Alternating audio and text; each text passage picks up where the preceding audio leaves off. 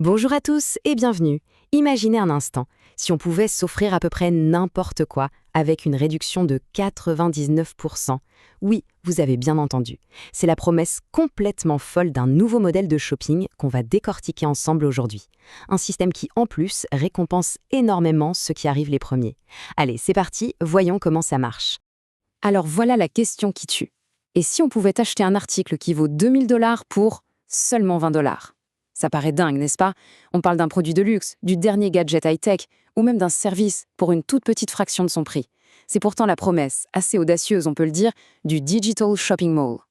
Alors, comment est-ce que c'est possible? Le mot-clé ici, c'est la précommande. L'idée, c'est qu'au lieu d'acheter un produit sur le champ, on le réserve en avance. Et pour ça, on utilise un système de bons d'achat bien spécifique. C'est justement ce mécanisme qui permet de débloquer des réductions absolument dingues qui peuvent aller jusqu'à 99%. Oui, on parle bien de ne payer que 1% du prix affiché. Ok, ces fameux bons d'achat, ça s'appelle des Digital Shopping Points, ou DSP pour faire plus court. Et là, attention, il y a un point super important à comprendre. Ce ne sont pas des crypto-monnaies. Pas du tout. Il faut vraiment les voir comme des sortes de bons d'achat numériques, ou des cartes cadeaux si vous préférez, qui ne sont valables que sur cette plateforme. Et comme on ne peut pas les échanger ou les vendre ailleurs, ça protège leur valeur. Ils sont faits pour une seule chose, faire du shopping. Concrètement, comment ça se passe? Eh bien, ça a l'air assez simple. D'abord, on choisit ce qu'on veut acheter. Ensuite, et c'est là que c'est intéressant, on choisit la réduction qu'on veut obtenir, jusqu'à 99%. Évidemment, plus on veut une grosse réduction, plus il faudra être patient. Après ça, on passe sa précommande avec ses DSP, et la dernière étape, c'est d'attendre. Attendre que la valeur globale du système est suffisamment augmentée pour couvrir le prix total de l'article. En gros, c'est un compromis. Un peu de patience contre un prix défiant toute concurrence. On pourrait se dire que ça ressemble un peu à la mise de côté, vous savez, quand on paye en plusieurs fois. Mais en fait, c'est radicalement différent. Avec une mise de côté classique, on finit toujours par payer le prix total, mais en plusieurs versements. Ici, non. On fait un seul petit paiement au départ, et c'est tout. Il n'y a plus rien à débourser. Et cerise sur le gâteau, si on change d'avis, on peut annuler sa précommande et on récupère tous ses DSP. Zéro risque de ce côté-là. Ok, là on arrive à la question à 1 million. Comment c'est possible? D'où vient la valeur qui permet de couvrir des réductions aussi énormes? Forcément, l'argent ne tombe pas du ciel. Pour comprendre ça, il faut soulever le capot et regarder le moteur qui fait tourner tout le système. Et c'est là qu'une crypto-monnaie fait son entrée. Elle s'appelle le Digital Shopping Coin, le DSC. Alors, pour bien clarifier, le DSP, c'est le bon d'achat qu'on utilise pour faire ses courses. Mais sa valeur, elle, est adossée, garantie par ce fameux DSC en arrière-plan.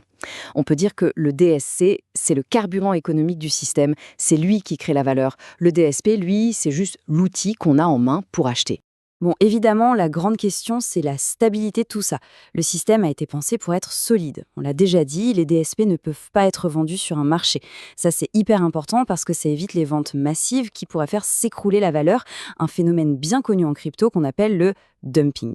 Ici, la demande pour les DSP est directement liée à un besoin bien réel, l'envie des gens d'avoir des réductions. En fait, c'est comme si on mettait en commun le pouvoir d'achat de milliers de personnes pour obtenir des prix de gros. Et au final, la structure est conçue pour que tout le monde y trouve son compte. C'est un écosystème gagnant-gagnant, et même gagnant-gagnant-gagnant. Les acheteurs, bien sûr, ont des prix incroyables, les partenaires qui aident à faire grandir la communauté touchent des commissions, et même les fournisseurs sont contents, parce qu'ils peuvent vendre de grandes quantités de produits d'un coup, et sans les frais habituels des grandes plateformes. Bon, maintenant, accrochez-vous bien parce qu'on va parler de l'aspect peut-être le plus intéressant, surtout pour ceux qui découvrent le projet maintenant. Comme souvent avec ce genre d'innovation, les avantages les plus énormes, eh bien, ils sont pour les premiers arrivés, les fameux early adopters. Et l'avantage principal, c'est ça, un cashback total, un remboursement complet de sa mise de départ.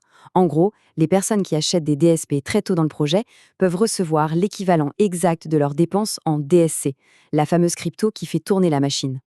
Alors, comment ça marche ce cashback? C'est assez simple en théorie. On achète ses DSP, on envoie sa preuve de paiement et en retour, on reçoit la même somme, mais en crypto-monnaie DSC. Ces DSC, on peut ensuite les vendre sur une plateforme d'échange et donc récupérer son argent.